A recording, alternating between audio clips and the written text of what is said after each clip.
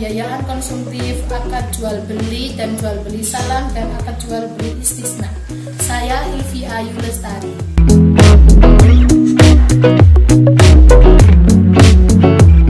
Saya Widya Aprilia Ningsih.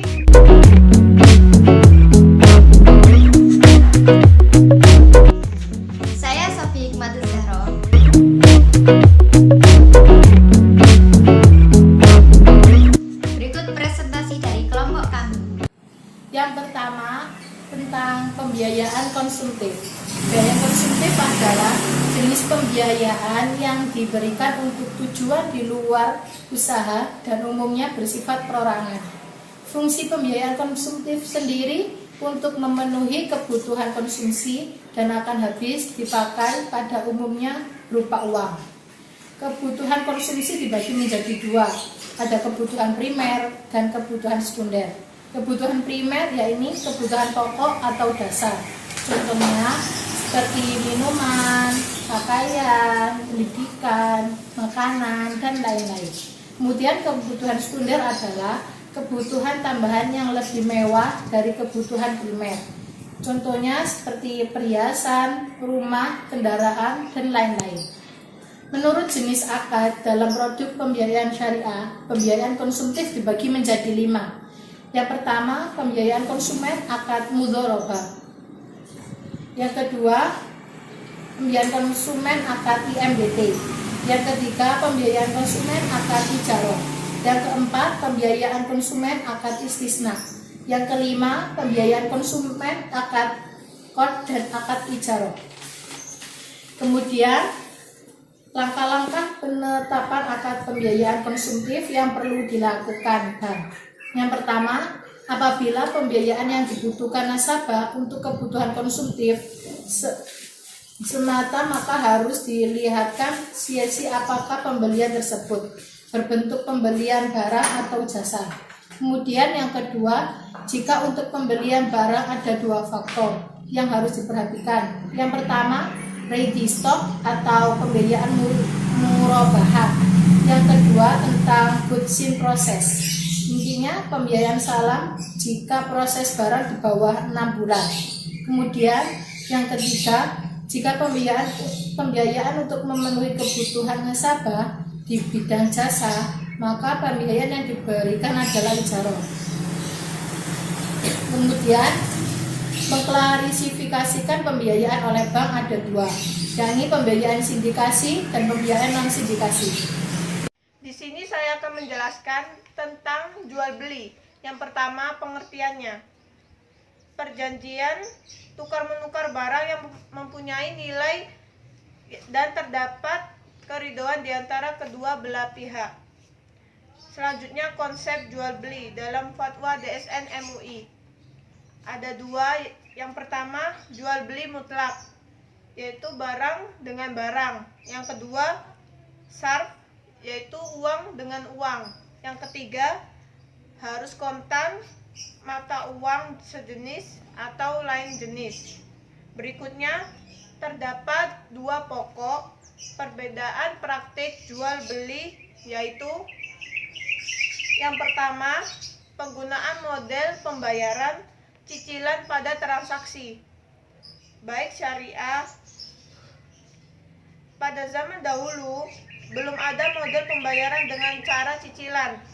Dalam pemikiran ulama lebih dalam nas.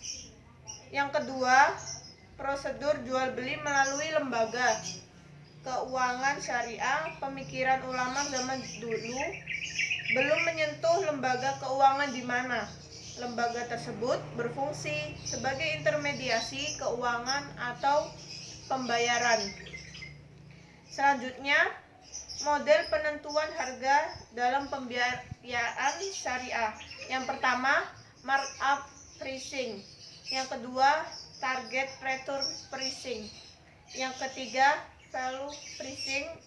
Yang terakhir, yang keempat, yaitu going rate pricing. Selanjutnya, bank konvensional. Denda terhadap jual beli kredit dikenakan pada orang yang telah membayar yang melewati batas tempo waktu yang telah ditentukan denda tersebut masuk ke keuntungan. Selanjutnya, bank syariah, denda atau at-tahwid. Pada jual beli akad murabahah, denda masuk menjadi dana sosial atau sodako untuk menghindari riba dari dolim. Dasar hukum terbagi menjadi 3. Yang pertama Al-Quran, yang kedua Al-Hadis, yang ketiga landasan ijma. Al-Quran terbagi menjadi 3 surat. Yang pertama surat Al-Baqarah ayat 275, yang kedua surat Al-Baqarah ayat 282, dan yang ketiga surat An-Nisa ayat 29. Al-Hadis terdiri dari 1 riwayat saja, yaitu hadis riwayat Bazzar. Selanjutnya landasan ijma. Para ulama bersepakat bahwa diperbolehkannya transaksi jual beli karena manusia tidak akan mampu mencukupi dirinya sendiri tanpa bantuan orang lain. Selanjutnya rukun dan syarat jual beli terbagi menjadi 3. Yang pertama penjual dan pembeli berakal, balik, dan rus. Yang kedua objek jual beli, barang yang diperjualbelikan. Syarat-syaratnya, yang pertama barang ada ketiga transaksi tersebut atau akad. Yang kedua barang dapat dimanfaatkan atau bermanfaat. Dan yang terakhir barang itu telah dimiliki. Yang ketiga harga atau uang. Syaratnya, yang pertama harga yang disepakati kedua pihak harus jelas nominalnya. Dan yang kedua, harga boleh diserahkan ketika akad. Yang terakhir, jika jual beli dengan cara barter dan barangnya sejenis, maka nilai harga, kuantitas dan kualitas harus sama. Jika barangnya tidak sejenis, maka nilai barang, kuantitas dan kualitas boleh beda, tapi penyerahannya ketika akan berlangsung atau tunai. Selanjutnya yang terakhir 4, ijab qabul. Syaratnya, yang pertama diungkapkan secara jelas. Yang kedua, ijab qabul dilakukan dalam satu majelis. Dan yang terakhir, ungkapan ijab qabul boleh dilakukan dengan cara tertulis, lisan, isyarat, atau dengan sikap yang menunjukkan adanya ijab qabul. Di sini saya akan menjelaskan tentang jual beli salam dan jual beli istisna. Untuk yang pertama, jual beli salam. Pengertian dari jual beli salam sendiri adalah menjual suatu barang yang ciri-cirinya jelas dengan pembayaran modal lebih awal, sedangkan barangnya diserahkan di kemudian hari atau pada waktu yang telah ditentukan. Syarat-syarat dari jual beli salam. Yang pertama, pihak yang terlibat telah menetapkan sifat-sifat barang yang ditransaksikan. Yang kedua, benda-benda yang ditransaksikan memiliki harga jual yang berbeda. Yang ketiga, mengetahui ukuran benda yang diakadkan melalui timbangan atau bilangan. Yang keempat, waktu penyerahan barang harus disepakati dan ditentukan. Yang kelima, barang harus dihadirkan pada tempat yang telah disepakati. Yang keenam, benda yang telah diakad harus dihadirkan pada majelis akad. Dasar hukum jual beli salam, yaitu Al-Quran yang terdapat pada Quran Surat Al-Baqarah ayat 282 dan Al-Hadis yang terdapat pada hadis riwayat Ibnu Majah. Rukun dari jual beli salam yang pertama, ada penjual dan pembeli atau muslam ilaih, ada uang, ada barang atau an-nuqud. Yang ketiga, serah terima atau ijab qabul. Jual beli dengan akad salam ini diperbolehkan. Tak lain tujuannya adalah untuk memperoleh kemudahan dalam menjalankan bisnis karena barangnya bisa dikirim belakangan. Jika terdapat penipuan dalam jual beli ini, maka nasabah atau pengusaha mempunyai hak khiyar yang mana boleh membatalkan atau meneruskan transaksinya dengan kompensasi seperti mengurangi harganya. Skema pelaksanaan jual beli salam dengan bermitra melalui bank syariah sebagai berikut. Selanjutnya yaitu jual beli istisna.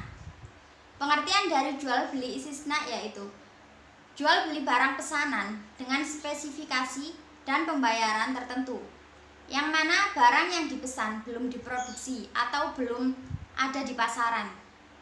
Pembayaran dapat dilakukan secara kontan atau cicilan, tergantung kesepakatan kedua belah pihak. Syarat-syarat jual beli istisna yang pertama, berakal. Yang kedua, ridho antara kedua belah pihak. Yang ketiga, kesanggupan produsen dalam membuat barang tersebut. Untuk yang keempat, objek jual beli mempunyai kriteria yang jelas, seperti jenis, ukuran, mutu, dan jumlahnya. Yang kelima, barang tersebut bukan kategori dilarang syarak atau menimbulkan kemadorotan. Untuk rukun-rukun jual beli istisna yaitu yang pertama, adanya produsen atau soni yang menyediakan bahan bakunya. Yang kedua, ada pemesan atau pembeli yang disebut mustasni. Yang ketiga, jasa yang dipesan atau masnu. Yang keempat, harga atau saman. Yang kelima, serah terima atau ijab kabul. Jual beli istisna dapat dilakukan dengan cara membuat kontrak baru dengan pihak lain. Kontrak baru tersebut dengan konsep istisna paralel. Pelaksanaannya ada dua bentuk. Untuk bentuk yang pertama yaitu produsen dipilih oleh pihak bank syariah dengan skema sebagai berikut. Untuk bentuk yang kedua, produsen dipilih sendiri oleh nasabah dengan skema sebagai berikut. Dasar hukum jual beli istisna sama dengan jual beli salam, karena ia merupakan bagian dari jual beli salam. Sekian ini dari presentasi kami. Mohon maaf bila ada salah kata dan perbuatan. Kami undur diri. Wassalamualaikum